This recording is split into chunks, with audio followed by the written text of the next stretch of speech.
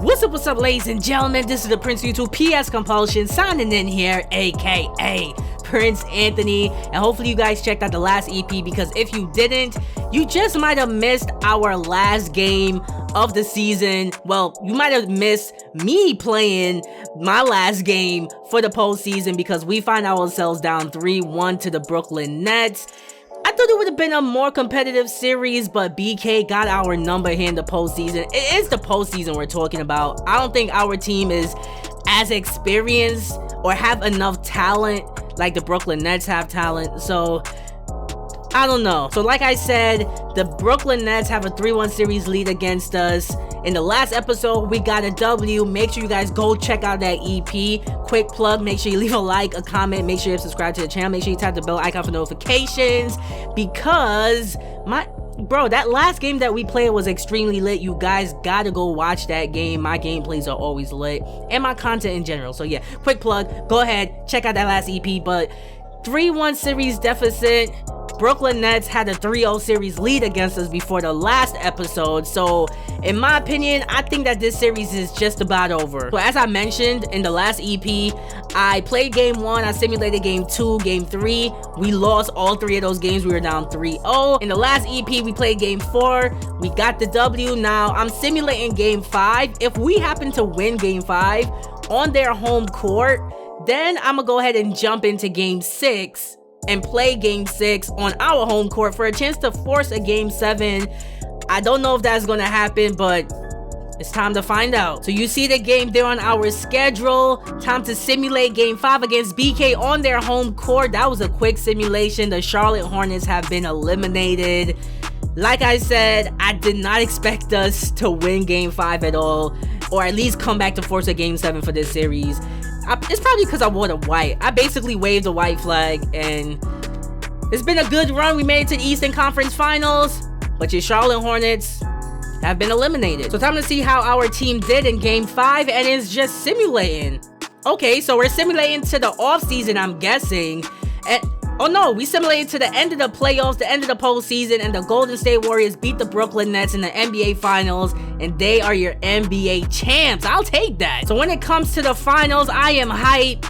The Brooklyn Nets did not win the championship, although they did go to a 7-game series with the Golden State Warriors. That's pretty lit. But looking at the box score for game 5, Eastern Conference Finals, KD gave me 41 points. Kyrie had 33 and 15 assists. Oh my goodness, they destroyed us. Like, Kyrie and KD, y'all didn't have to go off on us like that. And looking at the box score for our squad, D'Lo, oh come on, we went out like some chumps.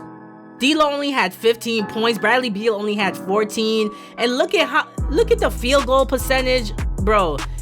I can't even get disappointed, because we made it to the Eastern Conference Finals when we honestly wasn't supposed to make it out of the second round. So let me not be too hard on my squad, although Malik Monk did go 2 for 12 from the field, and Bradley Beal 6 of 20. Oh my goodness, that's just horrible. But ladies and gentlemen, I'm proud of my guys. We made it to the Eastern Conference Finals. Now it's time to shift our focus to the offseason. Let's see how that goes. So before we get started with the offseason, check this out. When it comes to allocating our funds, we actually had a profit last season. I thought we were in the negatives, but somehow, some way, we made profit, and I was able to max out everything. So the player payroll maxed out, staff payroll maxed out, arena operations maxed out, team operations, promotions, all that is maxed out.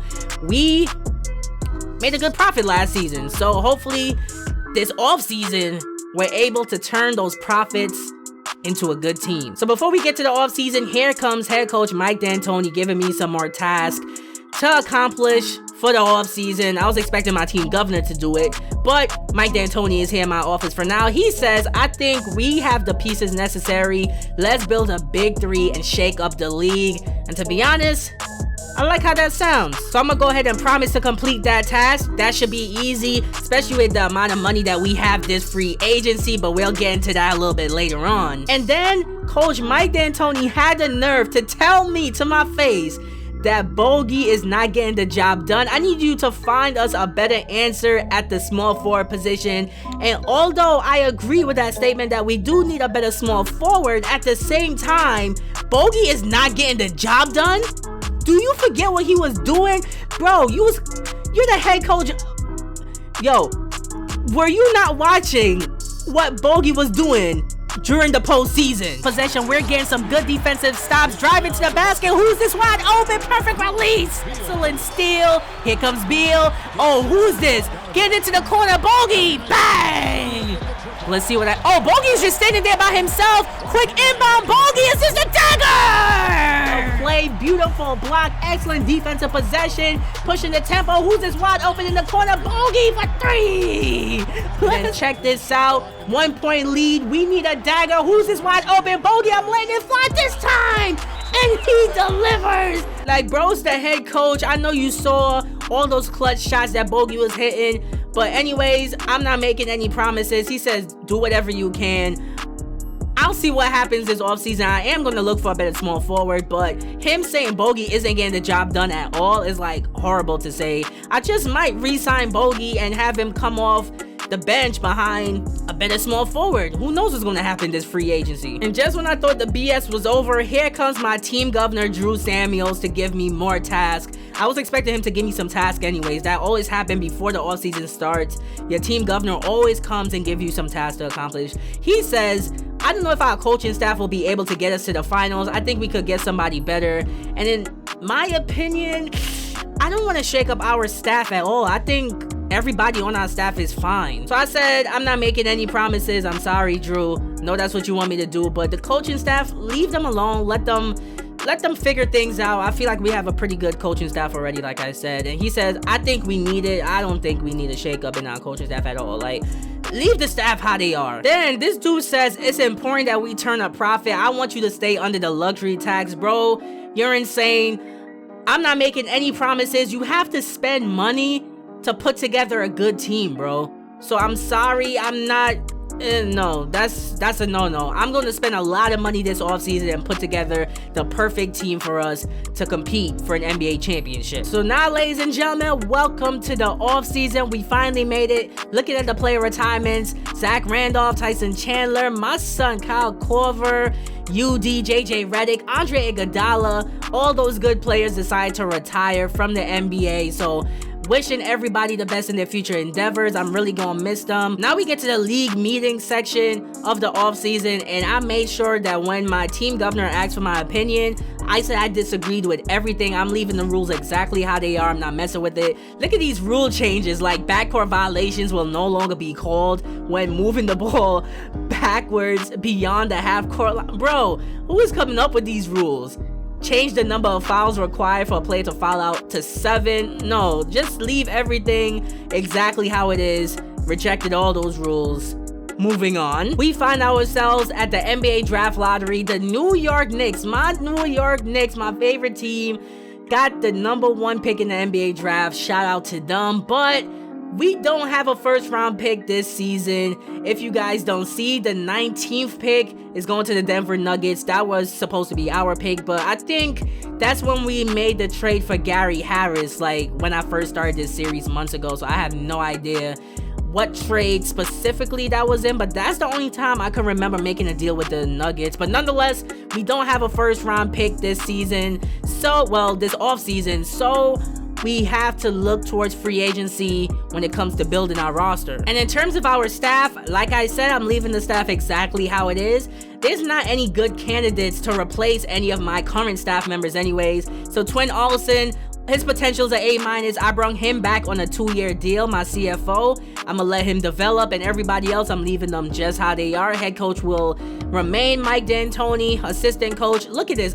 Almost everybody on my staff have good stats, so it makes no sense shaking up my coaching staff at all. So I'm sorry, team governor, but I'm not doing it. And of course, he was upset when I didn't accomplish that task. He was like, so we still have the same coaching staff. I'm like, yeah, bro, like our coaches and players connect, don't worry about it.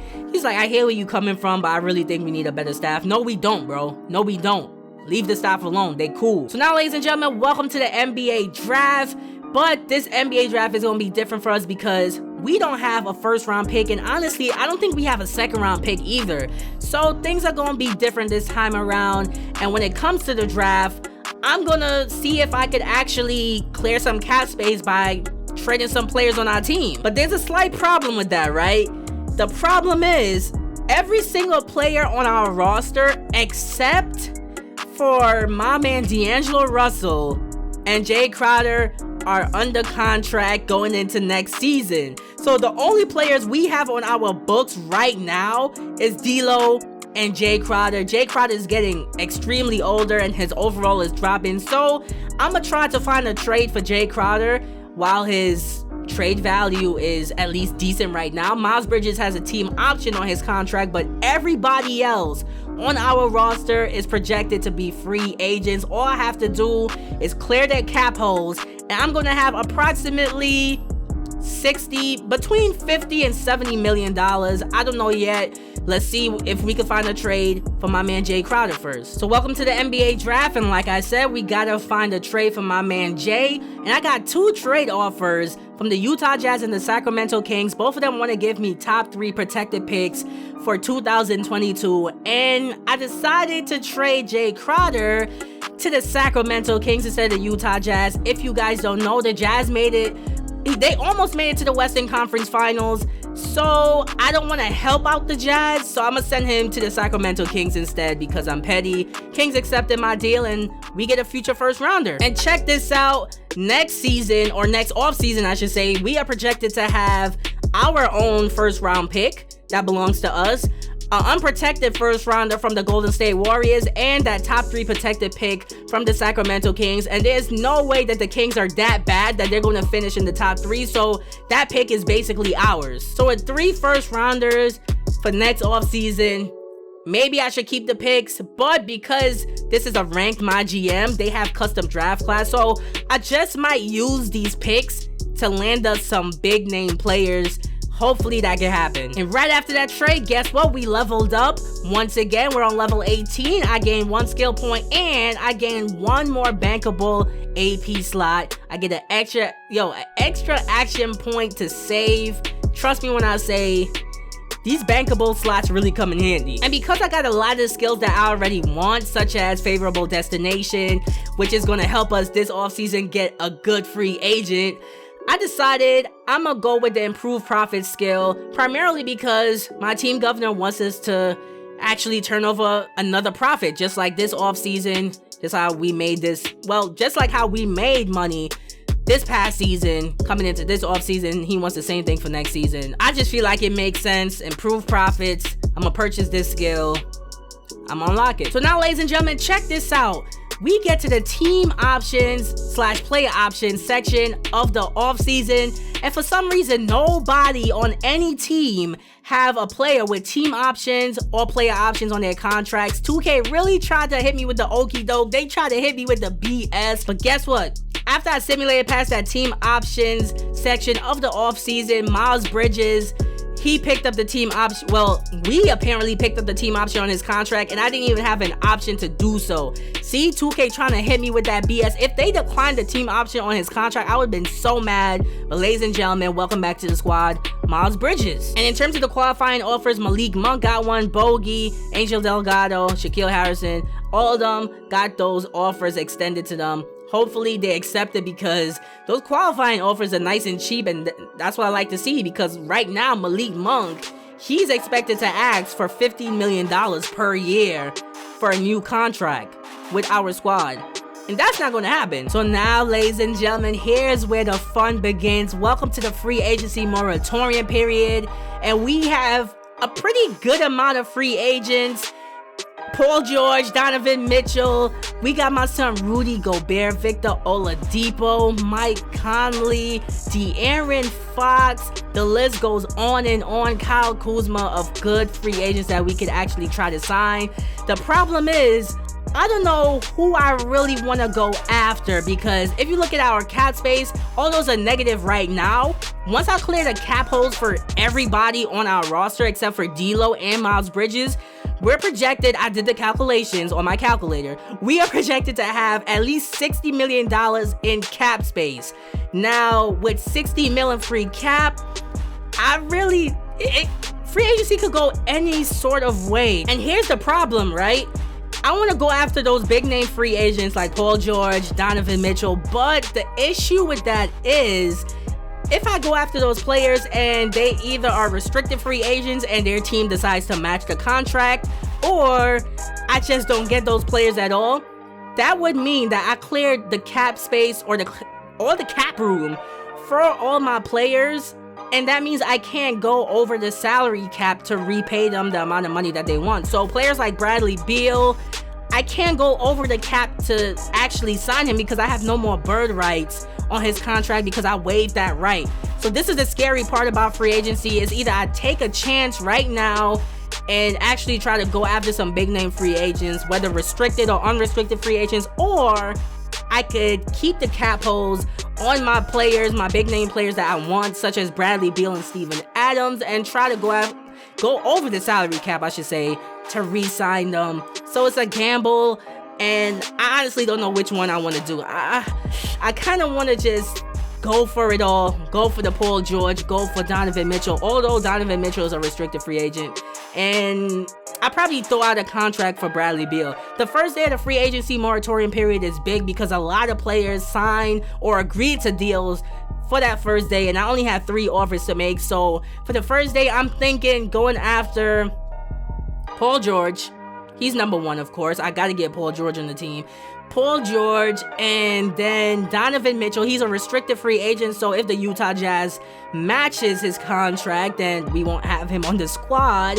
But for that third offer, I wanted to extend it to Bradley Beal. So just in case the Utah Jazz decide, matter of fact, we want you back, Donovan Mitchell. Although Donovan Mitchell did say he did not want to return to the Utah Jazz, if they decide to keep him, I still have Bradley Beal that agreed to a deal. So that way, we'll have D'Lo, Bradley Beal, and Paul George. And I think our team would be set after that, to be honest. I don't know.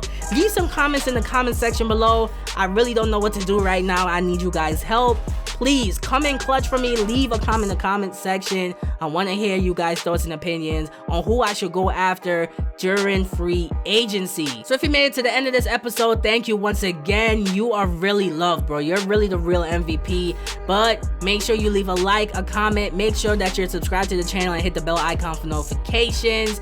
And also, click one of the playlists on the screen. Check out some of my other content because my content is lit, my content is fire. So thank you guys once again. Leave those comments for me in the comment section below. I'll see you guys in the next episode for free agency time. This is the Prince of YouTube, signing out.